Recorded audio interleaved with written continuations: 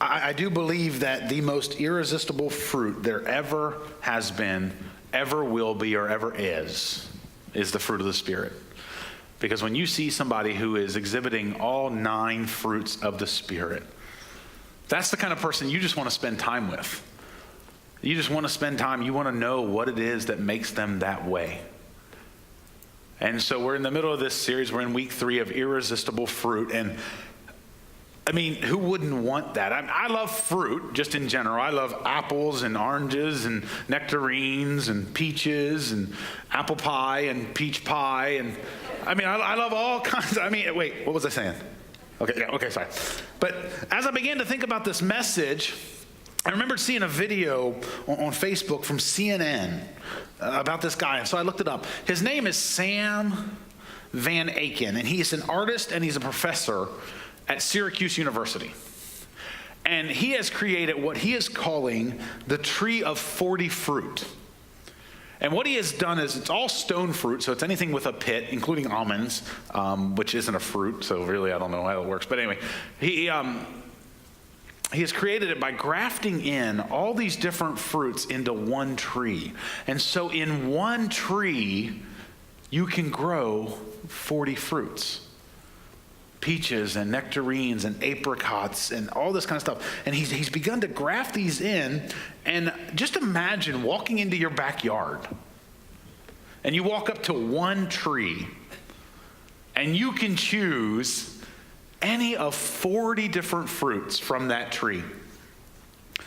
I mean, wouldn't that be amazing? Now, he has created 12 of these trees so far, and they are scattered kind of throughout the U.S. And I looked, the closest one to us is Louisville, Kentucky, and I'm going to go steal it. I'm just kidding. I'm not going to steal it. I'm going to borrow it for a long term.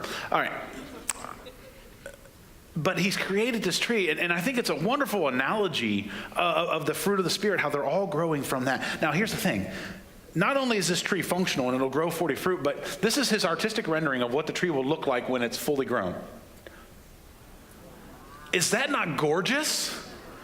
Wouldn't you love to wake up every day, look out your window and see that? That is amazing. Even raking those leaves would be fun.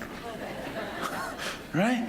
Beautiful tree, absolutely gorgeous.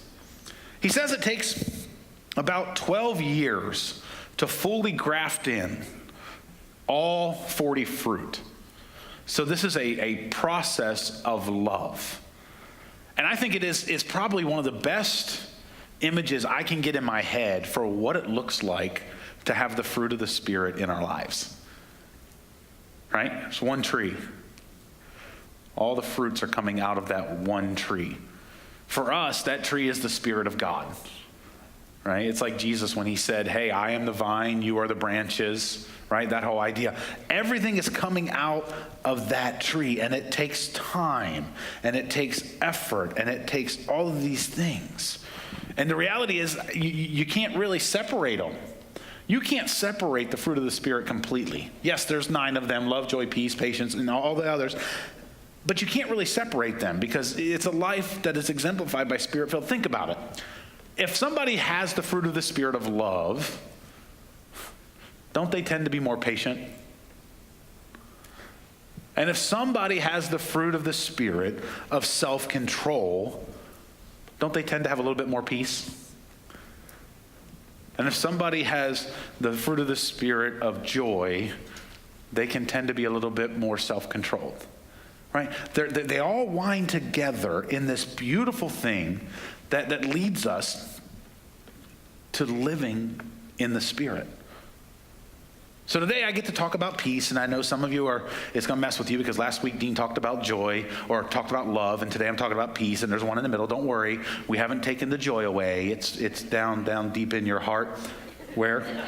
Okay, do me a favor. Next week, if Dean uses that, don't laugh because I took it. Okay, he's not here, so if you're watching online, Dean, I love my job. Okay, all right. But today I get to talk about one of them. But let's read the passage. Galatians 5. Here's what it says. It says, but the fruit of the Spirit is love, joy, peace, forbearance, that's patience, kindness, goodness, faithfulness, gentleness, and self-control. Against such things there is no law. Those who belong to Christ Jesus have crucified the flesh with its passions and desires. Since we live by the Spirit, let us keep in step with the Spirit. So now last week, Dean talked about love, and he really drove home the point that until you experience God's love, you can't understand it. And even when we do experience God's love, we don't really understand it because we can never really understand the depth of God's love. But the point is, when we experience that love, we can then give that love. We love others out of the love that comes from Christ. So today we're talking about peace. And I think it's kind of hard to define peace.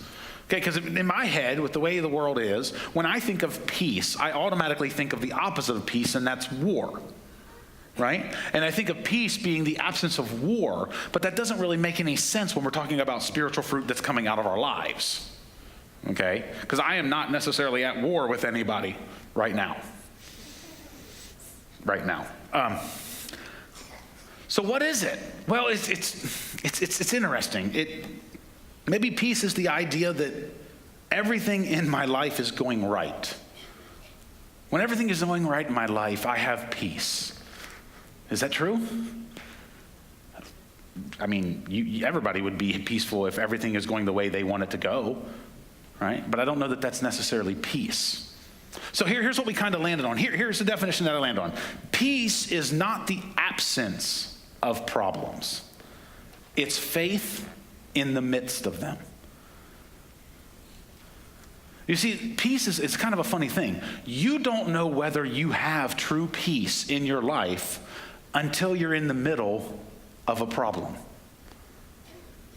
I don't know if I have true peace in my life when everything is going really, really well in my life, because I can be happy and joyful and all those things when things are going really, really well. But when things begin to blow up, when things start going not the way I want them to go, that's where we begin to understand whether we have peace in our life. So let's admit it, we all have problems in our life, okay? If there's anybody in here that has no problems in your life, I'd like to meet you in the back corner of the parking lot where there are no cameras. I'm kidding. I don't want to do that. But the point is, we all have problems. Every one of us comes in here every Sunday, and we've got problems, and we've got situations and things like that. I heard a pastor one time say, he says, listen, you're either coming out of a valley in your life, or you're getting ready to go into one. Problems happen.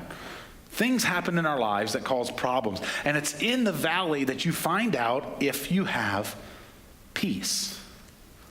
You see, you don't discover peace in the calm. When everything is smooth and everything is good, you don't discover whether you really have peace, whether you're really trusting God, whether you're really living by the Spirit. You see, peace has to be discovered in the storm. Peace has to be discovered in the middle of the storms of our life. You either find out you have the peace of God or you don't. You find out either you can live your way, you know the storms of life, the only place you can discover. And that's because peace is not the absence of problems, it's faith in the midst of them.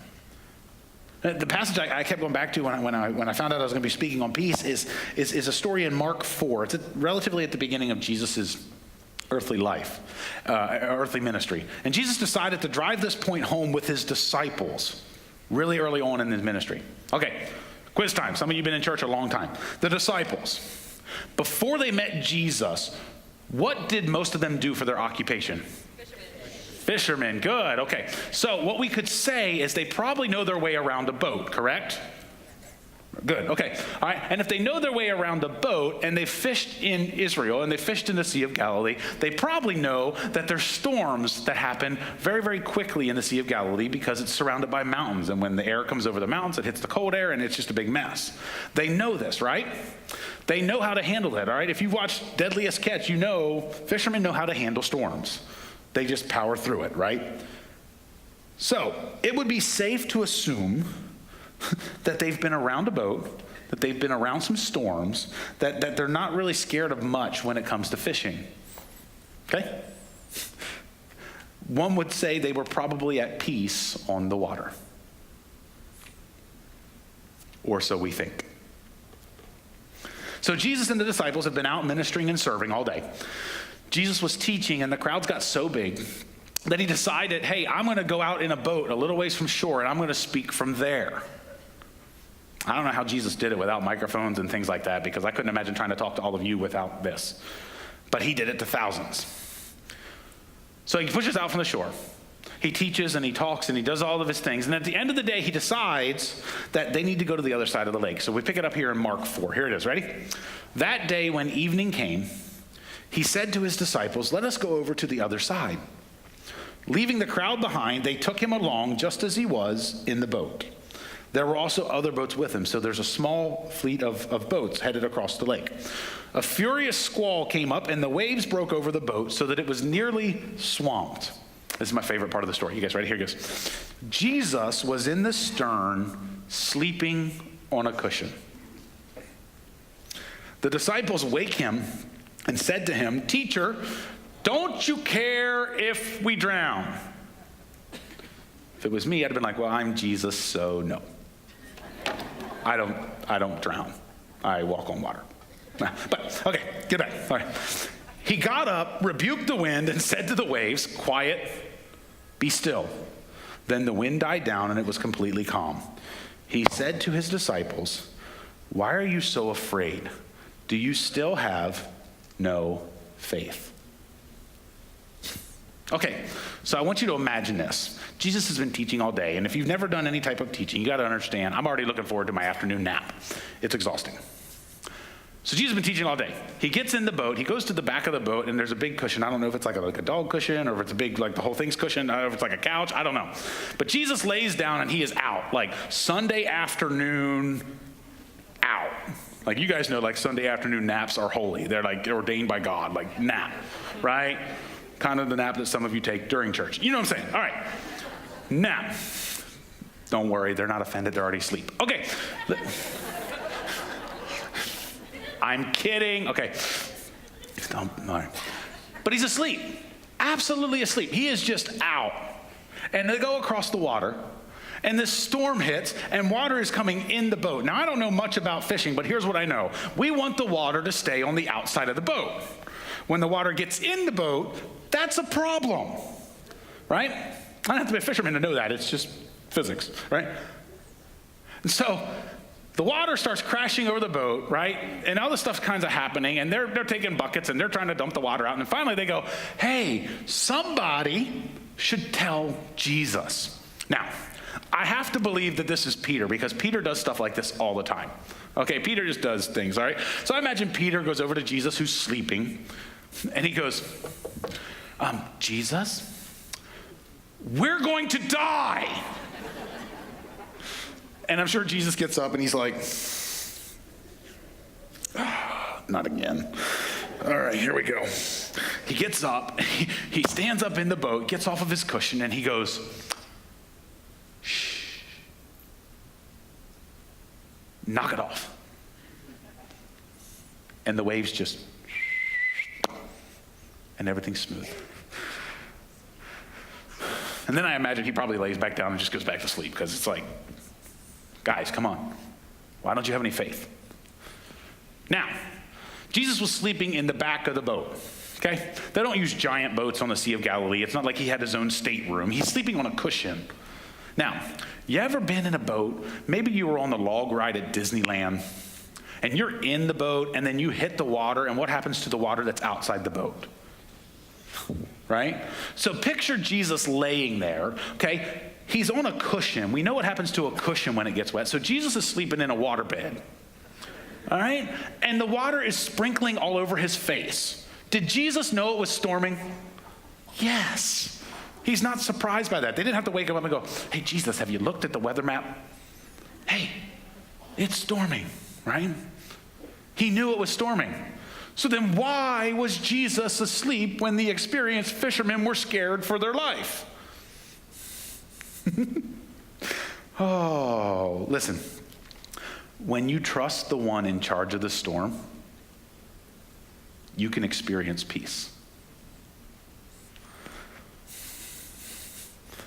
In your life, when you trust the one in charge of the storm, whatever it is in your life, you can experience peace in the middle of the storm. It wasn't like the back of the boat was perfectly smooth and the front of the boat was all choppy.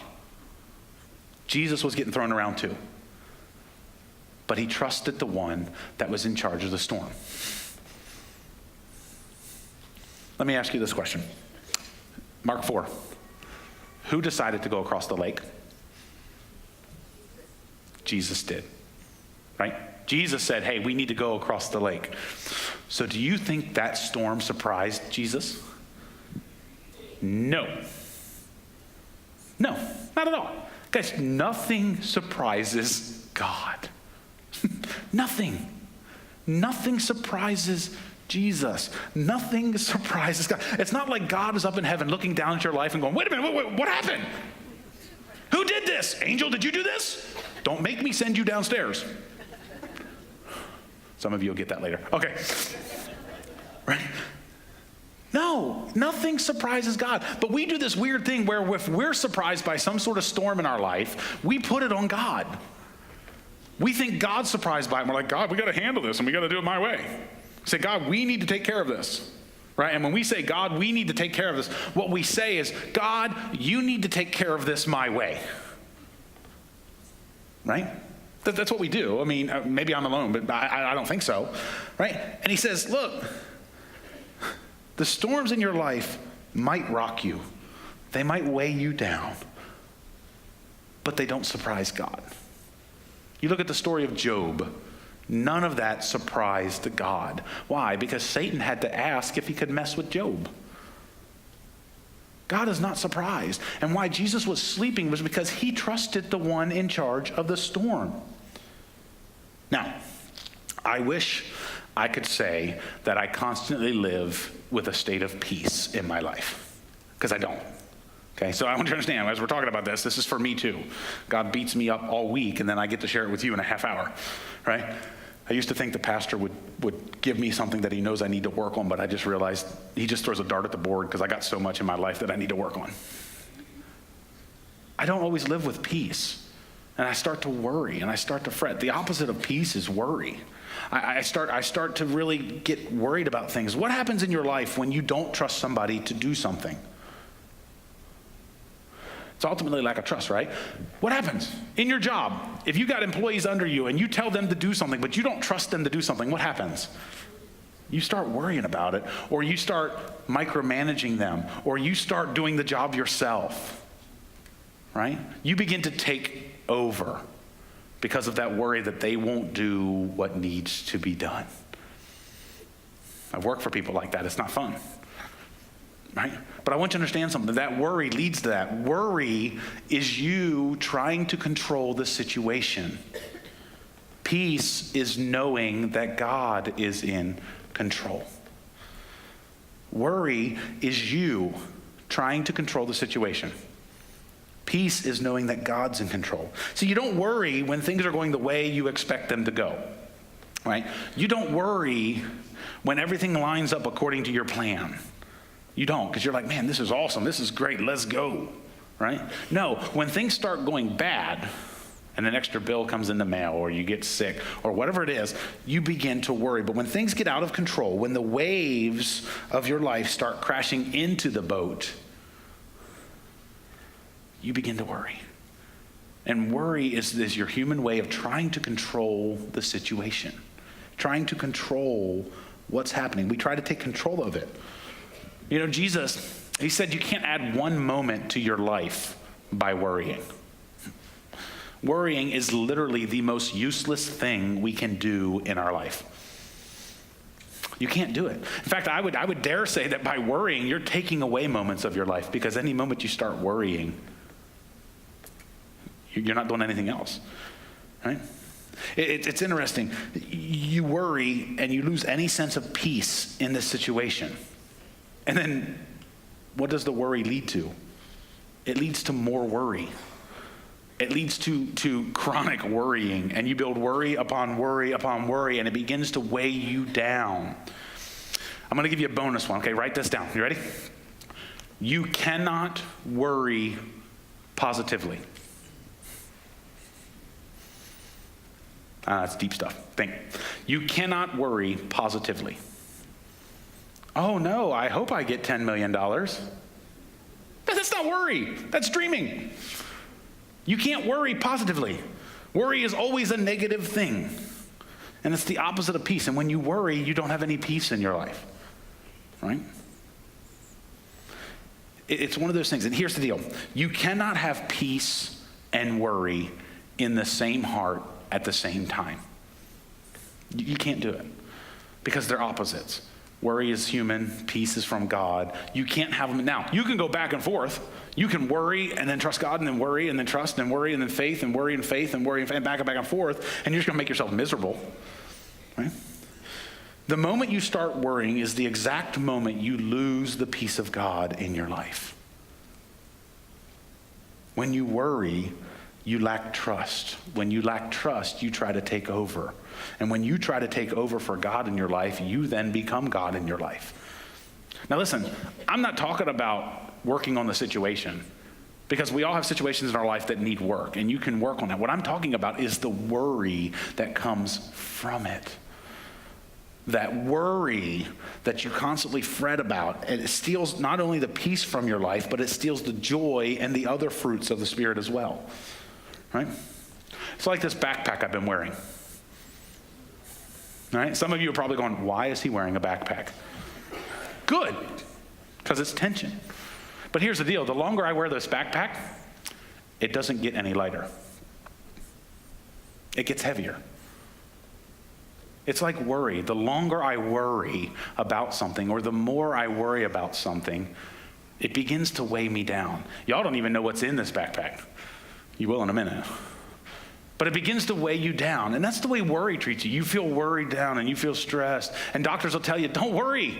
It's bad for your health. Right?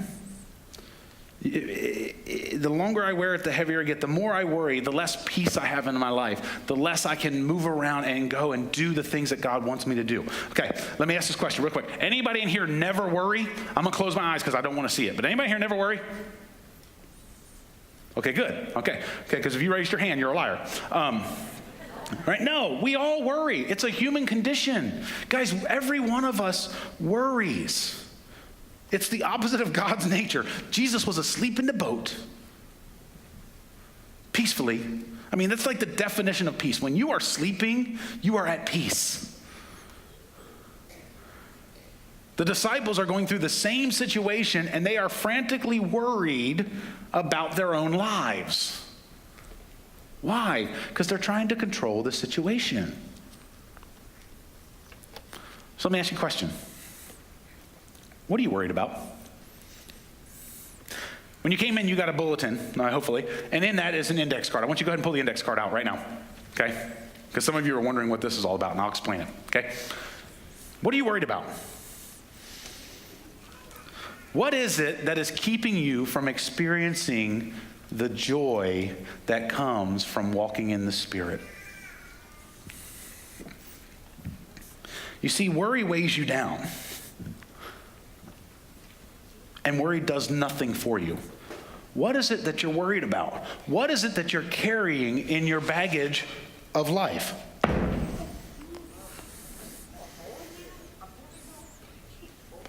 What are you worried about?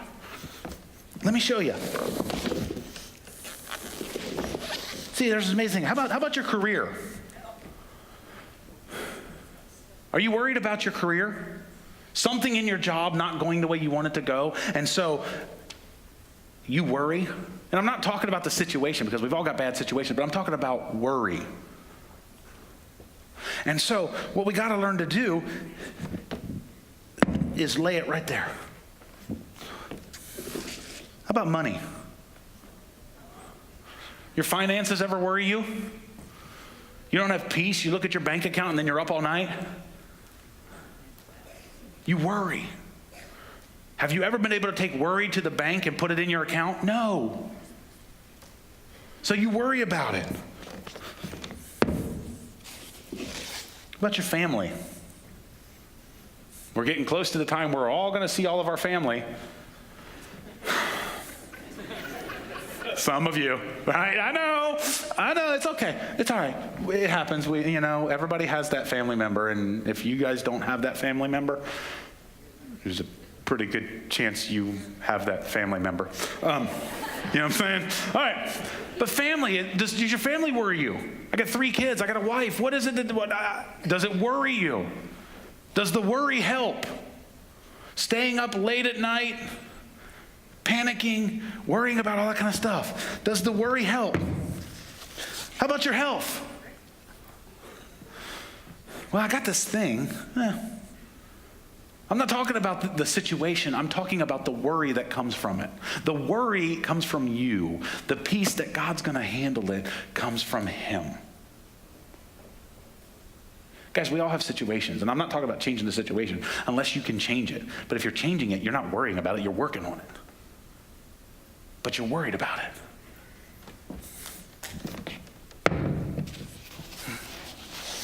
How about your spouse? It's got you understand, I'm worried that our marriage isn't going to make it. I'm worried, right? My wife and I do not celebrate our anniversary. We say, hey, happy anniversary and all that kind of stuff, but we don't celebrate our anniversary because it's an expectation. You don't celebrate things you expect, like, hey, I got the tax bill, yay! We don't celebrate it. Why? Because it's expected. I don't worry about it. We've been married 15 years, and I trust her more now than I did 15 years ago. 15 years ago, we had a stupid argument over how to cook spaghetti. Now I'm just thankful there's spaghetti. We worry so much. And worrying does absolutely nothing for us except steal the joy and the peace and the patience and the kindness. It steals it. So what we need to do is we need to exchange our human worry for heavenly peace.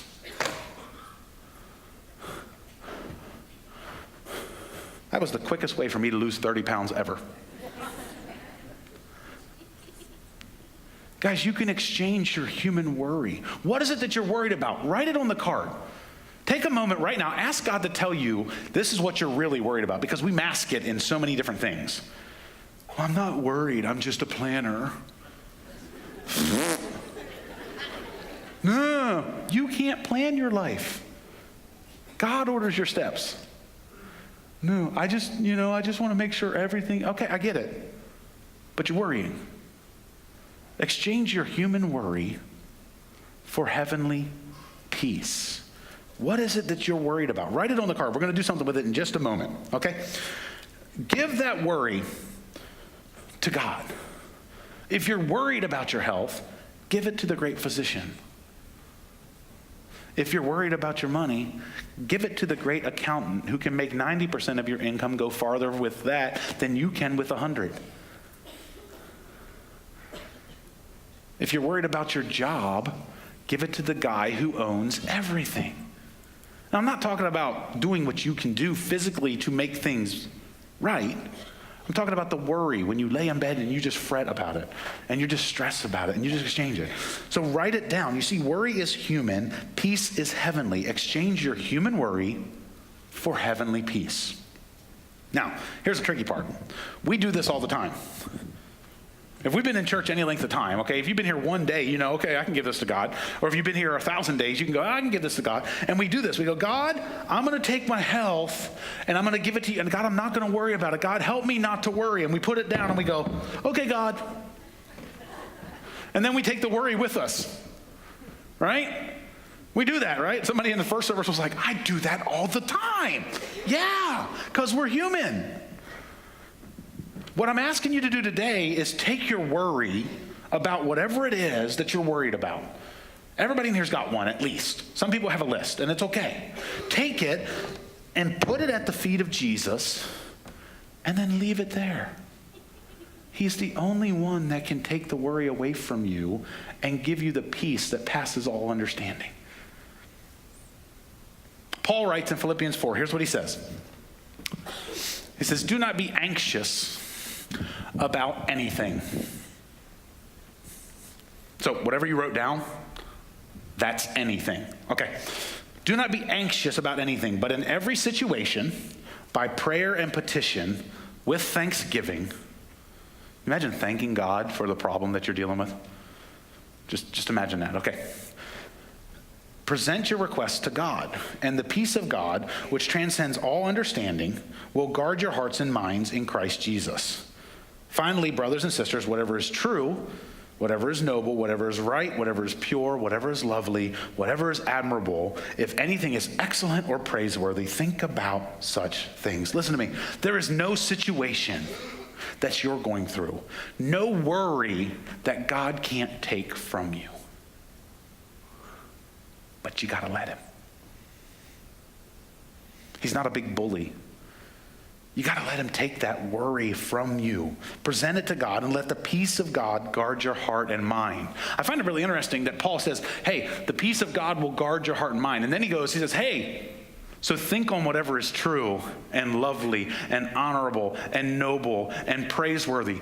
That kind of describes God, doesn't it?